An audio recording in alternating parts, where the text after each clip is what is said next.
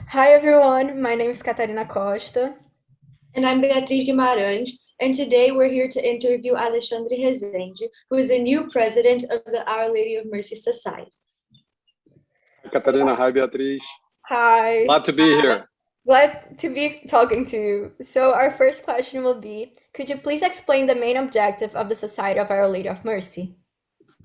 Yes, sure. So OLM Society is an association of Catholic English-speaking members that have a common objective of promoting Catholic values and Catholic excellence through education and some other initiatives. So the society was actually founded in 1919. It's a long time ago, more than 100 years. In 1952, the school was founded.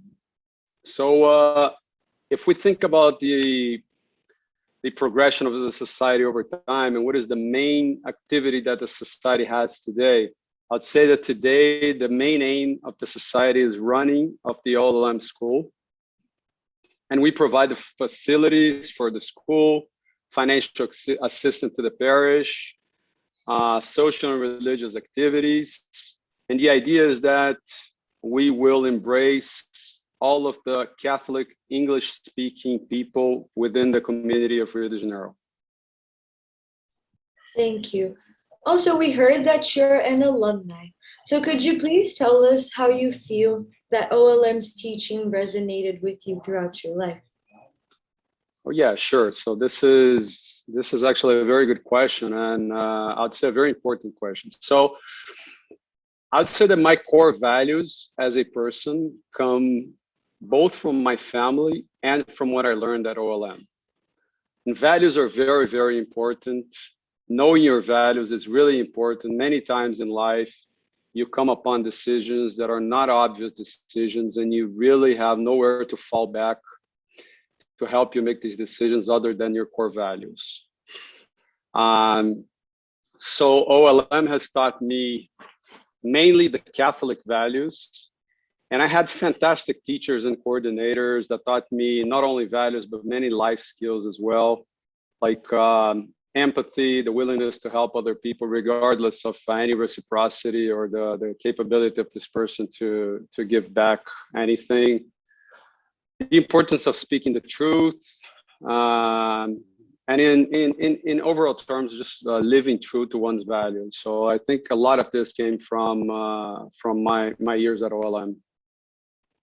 That's amazing. Thank you so much. So, for our next question, what made you come back since you're alumni, right? So, what made you come back and be a part of this community? So once my kids started going to OLM, so I currently have 3 kids in the school. They're all fantastic, fantastic children to me, fantastic individuals. Eduardo is turning 15 now, so she has been on OLM since she was 4 years old. So once my kids started going to school, I started to get increasingly involved with OLM. I began serving as a board member in 2014. And now I was elected to be the president of the board of directors in OLM. So it's my way of being involved with the school and giving back to this school that gave me so much when I was a kid. Well, we're very happy to have you back, but could you also tell us how you plan on improving the school and also giving back to this community that you said has shaped you? Yeah, sure. So number one, OLM is a fantastic school. It's the best school in Rio de Janeiro, in my opinion. The combination of excellence in academics and the focus in forming real human beings with strong value behind them, I think is second to no other school in Rio. I think this is a very, very powerful combination that will, over time, allow our students to become meaningful individuals in whatever life pursuit they have. The staff of the school is also fantastic, starting with Mr. Craig.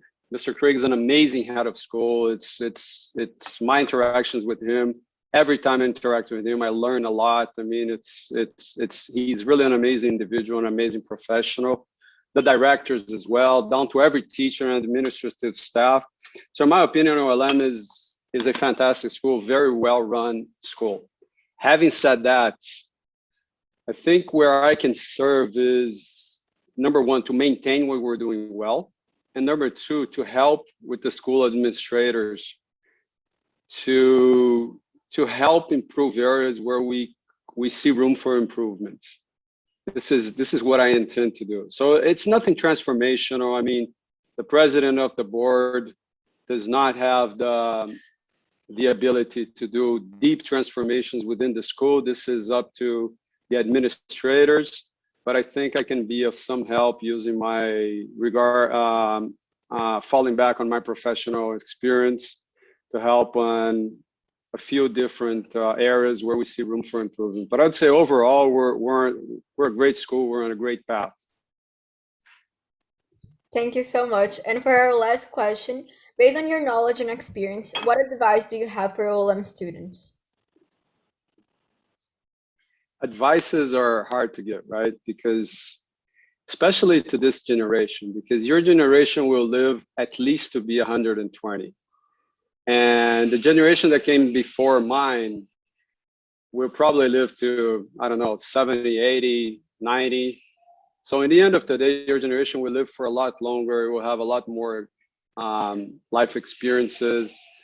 So I would always take with a grain of salt advices from previous generation. Having said that, and after all, who am I to give advices to people in general? But I'd say that what I think is very important is, number one, know your values and live by your values. So if you think speaking the truth is important, speak the truth, live by it.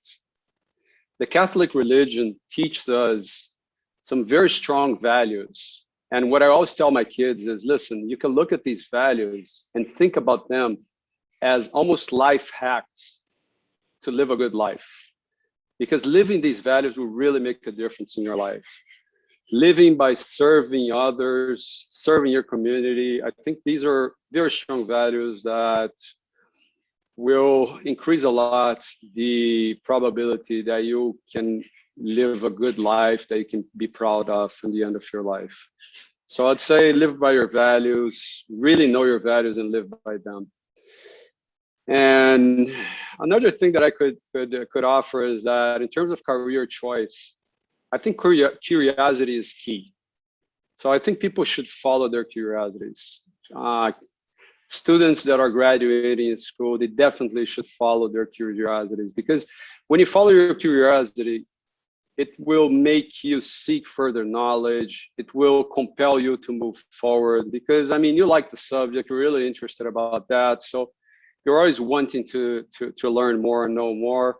And over time, you can really get competent in things that you're following your curiosity. So I think it's always very sad to me to see someone who wanted to be an actor, a piano player, a golf player that decides on, let's say, a less risky career. But again, you guys will live to be 120. So nobody will be able to be on the same career doing something that you don't love for, I don't know how many years, 60, 70, 80 years.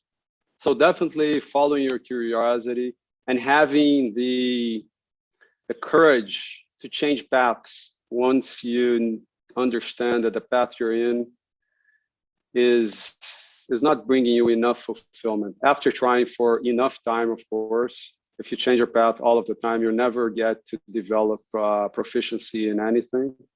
But having the courage to try different things and change paths, I think this is something important.